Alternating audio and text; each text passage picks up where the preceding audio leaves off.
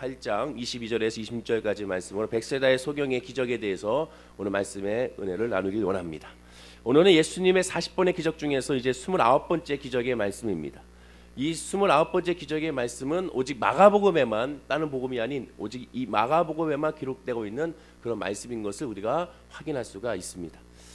지난 28번째 기적인 지난 금요일날 우리 나눴던 귀먹고 어눌한 자의 기적과 오늘 본문의 기적은 공통점이 5가지가 있습니다. 그 5가지 뭐냐면, 첫째는 사람들이 치유를 위하여 사람들이 예수님께 이 병자를 데리고 왔다는 것이 첫째 공통점이요. 두 번째는 따로 데리고 그 사람을 예수님께서 데리고 나가신 것이 두 번째고, 세 번째는 침을 사용하셨고, 네 번째는 문제의 부위에 손을 대신 것이고, 마지막 5번째는 숨길 수도 없는데도 불구하고 이렇게 기적이 일어난 것에 대해서 사람들에게 말하지 말라고 예수님께서 당부하신 것입니다. 자, 그렇다면 왜 예전의 기적들의 치유와는 달리 이렇게 다른 모습으로 치유하셨을까? 예전과 달리 왜 단계적으로 예수님께 치료하셨을까라는 것에 우리가 한번 의문을 품을 수가 있습니다. 그거에 대해서 우리가 지난 시간에 말씀드린 것처럼 당시의 주술적인 치료가 아닌 오직 예수 그리스도의 말씀으로 말미암은 치료의 역사, 그런 말미암아 메시아이심을, 그리스도이심을 보이고자 하는 하나님의 뜻이 그 안에 담겨져 있음을 우리가 나눌 수가 있었습니다. 그러나 지난 28번째 기적의 장소는 이방인 지역인 데가볼리 지역의 갈릴리 호수에서 있었던 사건인 것을 우리가 보게 됩니다. 그리고 오늘 본문의 지역은 이방인의 지역이 아니라 바로 유대인의 지역인 이 벳세다의 지역인 것을 우리가 확인할 수가 있죠.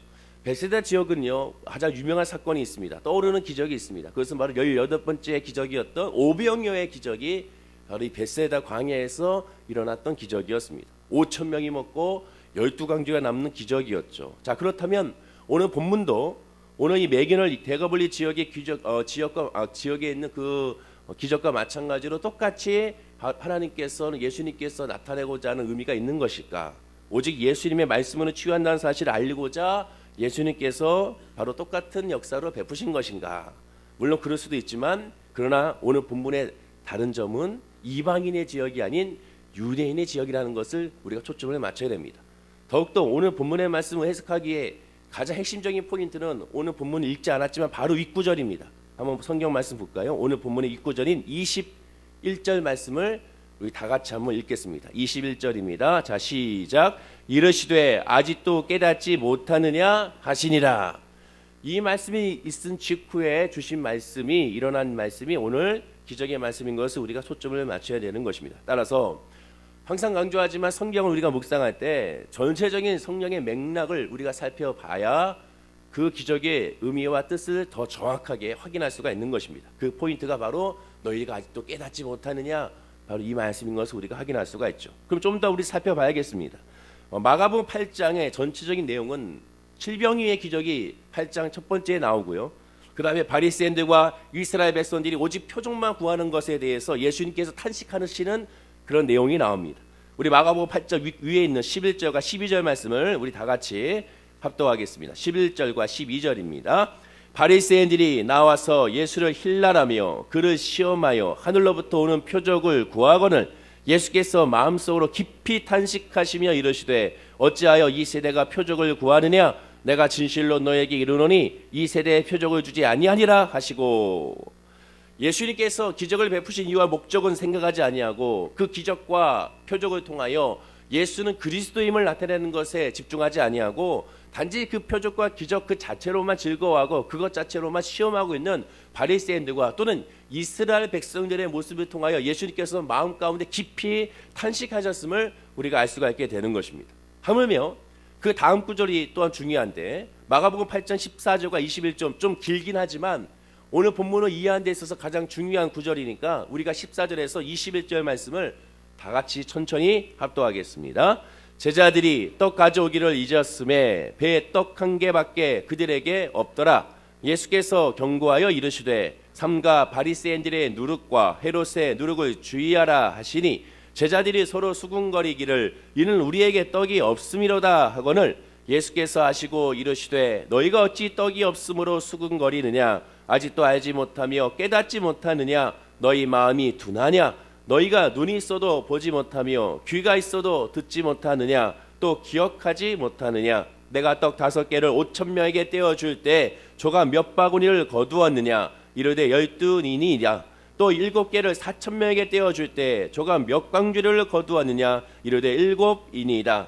이러시되 아직도 깨닫지 못하느냐 하시니라. 이스라엘 백성들과 바리새인들이 깨닫지 못하는 것에 대해서는 그럴 수가 있다라고 생각할 수가 있습니다. 그러나 중요한 것은 예수님과 함께 다니며 예수님의 말씀을 듣고 기적을 체험하고 예수님과 은혜를 나눴던 그 제자들 12제자들도 여전히 한심스러운 모습을 보이고 있는 것입니다. 아직도 깨닫지 못하는 오병이의 기적을 통하여 7병이의 기적을 통하여 예수님께서 보여주신 그것을 통하여 예수는 그리스도라는 것을 메시아라는 것을 깨달아야 되는데 여전히 깨닫지 못하고 있는 그들을 향하여 예수님께서 한탄하시고 오죽했으면 17절에 보면 아직도 알지 못하며 깨닫지 못하느냐 너희가 마음이 둔하냐. 즉 헬라 성경에서 살펴보기에는 한마디로 오늘날의 우리말로 따지면 너희들은 바보냐라는 뜻입니다.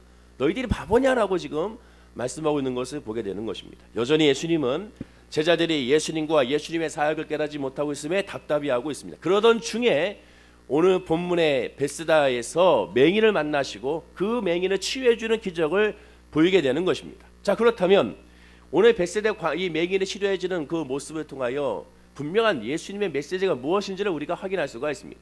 일반적이지 않은 그런 기적이 왜 그랬을까? 오늘 본문이 좀 이상하지 않습니까? 예수님께서는 말씀 한 번으로 충분히 맹인을 치유할 수가 있습니다. 말씀 한 번으로 말미암아 완벽한 치료를 할 수가 있습니다. 그런데 예수님은 오늘 본문에 그렇게 하지 않았습니다. 예를 들면 달리다고 하고 에바다 해가지고 한 번에 일으켜 세우고 한 번에 치유하셨으며 내 믿음이 너를 구원하리라 한 번의 말씀으로 말미암아 모든 전인적인 구원, 육체의 구원 또한 영적인 구원이 동시에 일어난 것을 우리가 보게 됩니다. 한 번의 말씀이면 한 번의 완전한 치료가 일어나는 것이 예수님의 말씀의 은혜요 기적이고 능력이고 권세인 것이죠. 그런데 오늘 본문에 보면 예수님이 한 번에 치료한 것이 아니라 두 번에 걸쳐서 단계에 걸쳐서 예수님은 치유하시는 것을 보게 되는 것입니다. 본문 23절에 우리 말씀을 다 같이 한번 합독하겠습니다. 예수께서 맹인의 손을 붙잡으시고 마을 밖으로 데리고 나가사 눈에 침을 뱉으시며 그에게 안수하시고 무엇이 보이느냐 물으시니 다음 25절입니다. 이에 그 눈에 다시 안수하심에 그가 주목하여 보더니 나아서 모든 것을 밝히 보는지라. 한 번에 걸쳐서 한 것이 아니라 두 번에 걸쳐서 했던 것이죠. 예수님의 능력이 없어서 그런 것인가? 아닙니다. 분명한 이유와 분명한 목적과 분명한 뜻이 있는 것입니다. 성경에 있는 모든 말씀들은 그냥 적혀진 것이 아니고 이유가 있는 것이고 그만한 하나님의 마음의 그런 뜻과 하나님의 계획이 있는 것이죠. 오늘날에도 의학적인 기술로 봤을 때 나면서부터 맹인이 된 사람을 치유한다는 것은 거의 불가능하거나 힘들다고 합니다. 혹 상태가 괜찮아서 수술을 한다 하더라도 수술만 해서 눈이 보인다고 끝나는 것이 아니라 그 위에 정신적인 치료까지도 이어져야 되는 것이고 오랜 기간의 훈련을 거쳐야 또한 정상 시력을 회복할 수 있다고 말하고 있습니다.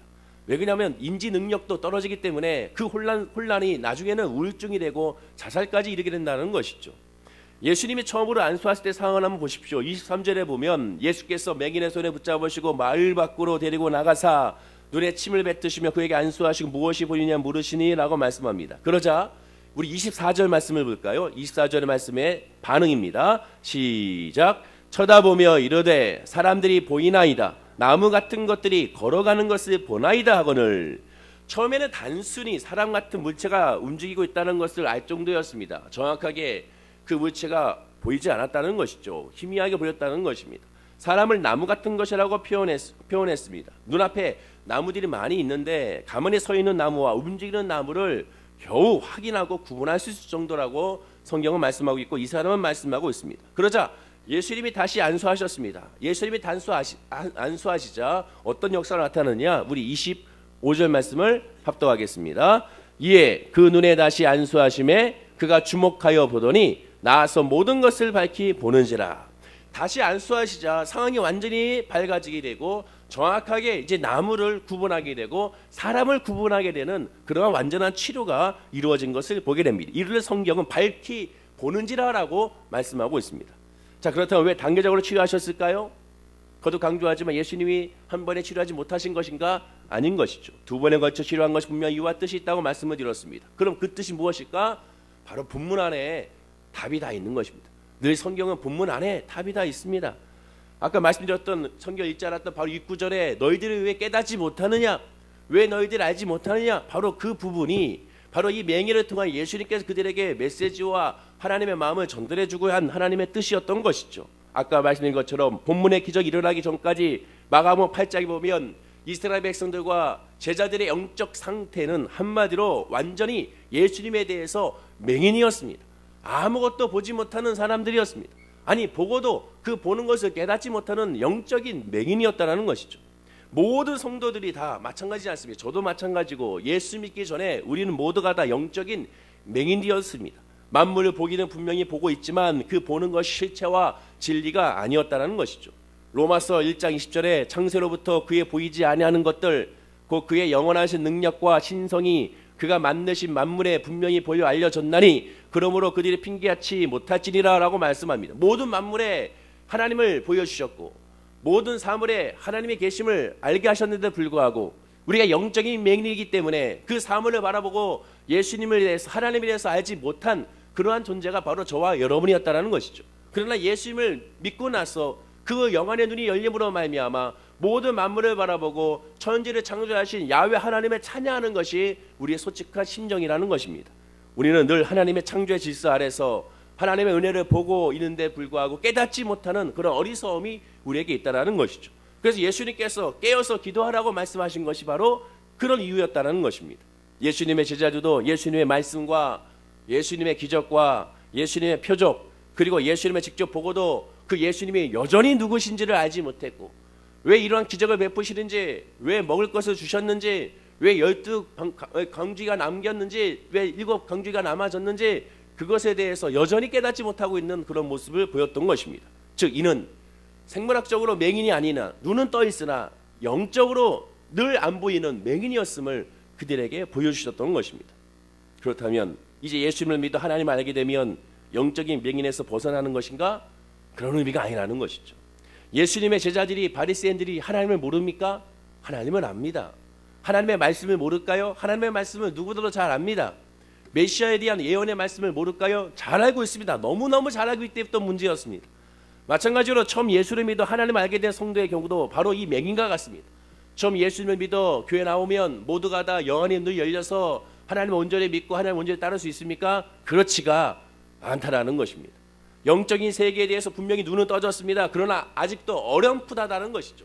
아직도 정확하게는 알지 못하는 것입니다. 움직이는 것과 색깔은 보입니다. 이제 예수는 그리스도라는 것을 어느 정도 알 수 있는 것 같습니다. 하나님에 대해서 좀 알 수 있는 것 같습니다. 신에 대해서 좀 알고 있는 것 같습니다. 창조주에 대해서 좀 알고 있는 것 같습니다. 내 삶의 주관자가 하나님이라는 것은 좀 알고 있는 것 같습니다. 그러나 전체적인 상황으로 종합해 보았을 때 정확하게 예수는 그리스도라는 것에 대해서는 솔직하게 입술로 시인하고 고백이 일어나지 않으며 회개와 통곡으로 말미암아 내 죄를 깨닫고 나를 위해 십자가 달려 죽으신 예수 그리스도를 온전하게 아멘하고 믿어지지 않는다는 것입니다. 말하자면 하나님이 계시는 것은 알겠는데 예수님이 계시는 것은 알겠는데 내 마음과 내 영이 그것을 온전하게 믿음으로 반응하여 아멘하고 그로 말미암아 내 마음의 평안과 자유가 생기지는 않는다는 것입니다. 본문의 맹인처럼 쳐다보며 이르되 사람들이 보이나이다 나무 같은 것들이 걸어가는 것들이 보이나이다 하거늘 이라고 말하는 것과 마찬가지입니다. 제자들이 예수님을 모릅니까? 다 알고 있죠. 그래서 예수님을 따른 것이 아니겠습니까? 다 내버려 두고 예수님을 따른 이유가 예수님을 안다고 생각하기 때문에 그들이 따른 것입니다. 그러나 정확하게 예수님이 누군지를 몰랐던 것입니다. 그러면 그때 필요한 것이 무엇입니까? 안 보이면 무엇을 해야 됩니까? 바로 시력교정이 필요하게 된 것이죠. 우리가 눈이 잘 안 보이면 안경을 사용하듯이 우리가 잘 안 보이면 시력교정이 필요한 것입니다. 이를 위해 예수님은 어떻게 하셨습니까? 예수님께서 정확하게 볼 수 있도록 다시 뭐 했습니까? 다시 안수를 하셨습니다. 첫 번째 안수를 통하여 어렴풋하게 보였다면 두 번째 안수를 통하여 이제 완벽하게 밝히 보이게 한 것을 보게 되는 것입니다. 그러면 그 안수의 의미가 무엇일까요? 열심히 말씀을 들으십시오. 열심히 기도하십시오. 열심히 전도하십시오. 열심히 선교하십시오. 열심히 큐티를 하십시오 등 열심히 봉사하십시오 등 여러 가지 신앙적인 측면을 열심히 하게 되면 그것이 바로 제2의 안수의 모습으로 그렇게 되면 밝게 보이는 것일까요? 열심히 예배하고 기도하고 간구하면 그러면 마침내 다시 밝게 보여서 예수는 그리스도인 것을 깨달아 알 수가 있는 것일까요? 그래서 더 신앙적인 면을 더 열심히 강조해야 될까요? 물론 그럴 수도 있습니다. 그러나 그것은 완전한 것이 아닙니다. 지금 예수님이 말씀하시는 것은 그것을 의도하시는 것이 아닙니다. 그럼 무엇일까요? 예수님께서 십자가에 죽으시고 부활하신 후에 제자들에게 몸을 보이시고서 하신 말씀이 바로 그 말씀입니다. 요한복음 20장 22절에 예수님께서 부활하시고 나서 제자들에게 이렇게 말씀하십니다. 이 말씀을 하시고 그들을 향하여 숨을 내쉬며 이르시되 성령을 받으라. 우리가 필요한 것은 무엇이냐? 우리가 구해야 될 것은 무엇이냐? 제2의 안수란 무엇이냐? 예수 그리스도를 만나고 교회 나와 이제 하나님을 만나고 예배하는 저와 여러분에게, 어렴풋하게 알고 있는 저와 여러분에게 예수는 그리스도라고 아직 깨닫지 못하고, 내가 주인임을 깨닫지 못하고, 십자가로 아직 예수님을 영접하지 못하고, 삶의 문제와 삶의 어려움과 삶의 아픔과 마음의 고통과 괴로움으로 예수를 만난 저와 여러분에게 예수님이 뭐라고 말씀하시냐? 성령을 받으라고 말씀하고 있는 겁니다. 성령을 받는 것이 바로 제2의 안수요. 성령을 받아야 완벽하게 눈이 밝아져서 예수는 그리스도시요 살아계신 하나님의 아들이요 내 삶의 주관자요 나의 모든 것이라는 것을 고백할 수가 있다는 것입니다. 말씀, 기도, 전도, 선교, 큐티, 이 모든 봉사는 결국 성령을 받는 그런 역사로 나타나야 한다는 것이죠. 요한복음 15장 26절에 내가 아버지께로부터 너에게 보낼 보혜사 곧 아버지께로부터 나오시는 진리의 성령이 오실 때 그가 나를 증언할 것이요 라고 말씀합니다. 성령이 예수를 증언한다는 것입니다. 여러분, 이 봉사와 헌신도 중요하지만 그런 외적인 신앙적인 모습이 성령을 증언하는 것이 아닙니다. 겉으로 봤을 때는 믿음이 좋은 모습을 보일 수가 있습니다. 그러나 그 결과가 어떻게 되느냐? 바리새인 같은, 서기관 같은 모습이 될 수 있습니다. 외형적인 형식적인 신앙이 될 수가 있습니다. 진짜는 무엇이냐?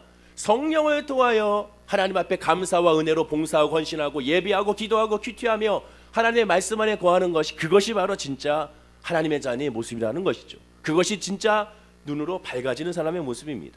요한복음 16장 13절에 그러나 진리의 성령이 오시면 그가 너희를 모든 진리 가운데로 인도하시리니 그가 스스로 말하지 않고 오직 들은 것을 말하며 장래를 너에게 알리시리라. 성령의, 진리의 성령이 오시면 우리 모든 진리를 알게 하시고, 그 진리를 알게 했을 때 그것을 내가 말하는 것이 아니라 하나님의 말씀으로 깨달아 말하게 하신다라고 성경은 말씀하고 있는 것입니다. 성령 충만이 우리의 영적인 시각 교정이 되어야 한다는 것이죠. 맹인에게 두 번에 걸쳐서 예수님께서는 그를 치료하신 것은 바로 예수 믿는 저와 여러분들에게 예수 믿음과 동시에 성령을 받아야 한다는 것을 말하게 되는 겁니다. 즉 성령 받지 않고는 오직 예수를 그리스도라고 고백할 수가 없다는 것이고 진정한 신앙생활에 승리할 수가 없다는 것입니다. 그래서 성령 강조하는 것입니다. 사도 바울이 말하지 않습니까? 너희가 믿을 때 성령을 받았느냐? 우리는 성령을 듣지도 못했다, 성령을 알지도 못했다. 엄청난 말인 것이죠. 성령을 받지 못하니까 이단에 빠지고, 성령을 받지 못하니까 외식에 빠지며, 성령을 받지 못하니까 마지막 때에 나더러 주여 주여 하는 자보다 천국에 갈 수 없다라고 예수님이 말씀하게 되는 것입니다. 성령을 받는 것이 저와 여러분들에게 가장 중요한 예배의 핵심적인 포인트인 것입니다. 오늘 본문 말씀의 기적이 끝난 후에 이어지는 말씀이 무엇일까요? 오늘 본문 말씀에 끝나는 27절에서 29절에 이어진 말씀을 우리 다 같이 한번 합독하겠습니다. 27절과 29절 너무 중요한 말씀이니까 27절과 29절 자 시작. 예수와 제자들이 빌립보 가이사랴 여러 마을로 나가실새 길에서 제자들에게 물어 이르시되 사람들이 나를 누구라고 하느냐? 제자들이 여짜와 이르되 세례 요한이라 하고 더러는 엘리야 더러는 선지자 중에 하나이라.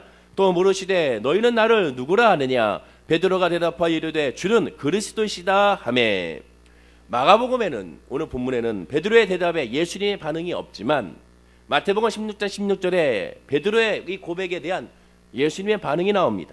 예수께서 대답하여 이르시되 바요나 시몬아 내가 복이 있도다.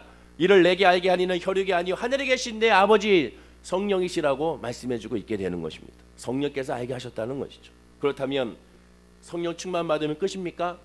내가 오늘 성령 충만 받아서 내가 성령 충만해서 회개의 역사가 나타나고 내 마음 가운데 이 세상 것이 중요한 것이 아니라 주님이 중요한 것을 깨달았으니 나는 이제는 끝났구나, 더 이상은 필요가 없겠구나 이렇게 생각하는 것인가? 그렇지가 않다는 것이죠. 다시 본문 25절 말씀을 우리가 한번 합독하겠습니다. 오늘 본문 25절입니다. 시작. 그 눈에 다시 안수하심에 그가 주목하여 보더니 나아서 모든 것을 밝히 보이는지라. 이 맹인이 뭐 했습니까? 그가 주목하여 봤다라고 말합니다. 성령 충만 한 번에 끝나는 것이 아닙니다. 늘 주목해야 됩니다. 예수로 주목하고 성령으로 주목하고 하나님께 늘 주목하지 않으면, 늘 깨어있지 않으면, 하나님을 향하여 우리의 시선이 고정되어 있지 않으면, 늘 성령 재충만 받지 아니하면 결코 승리할 수가 없게 되는 것입니다. 결국 주님께 주목한다는 말씀은 골고다 십자가의 보혈에 의지하고 십자가의 예수의 이름에 의지하지 않고서는 우리가 온전한 성령이 충만한 사람이 될 수가 없는 것입니다.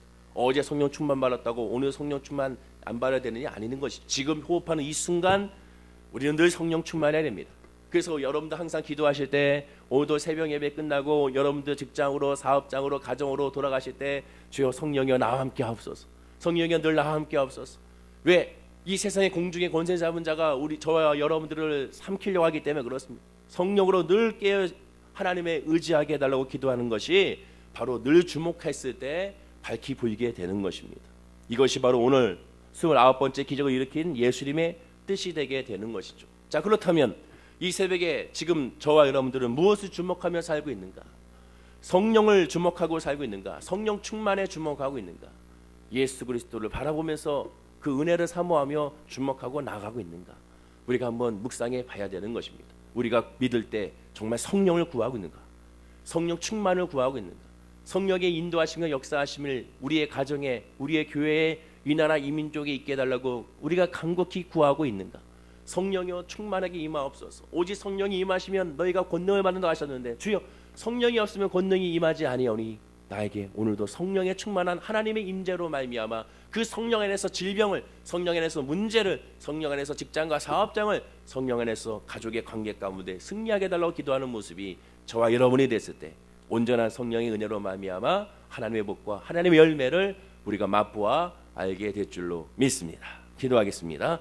하나님 아버지, 그렇습니다. 성령 충만하지 아니하면 결코 주님을 알 수가 없고 깨달을 수가 없습니다.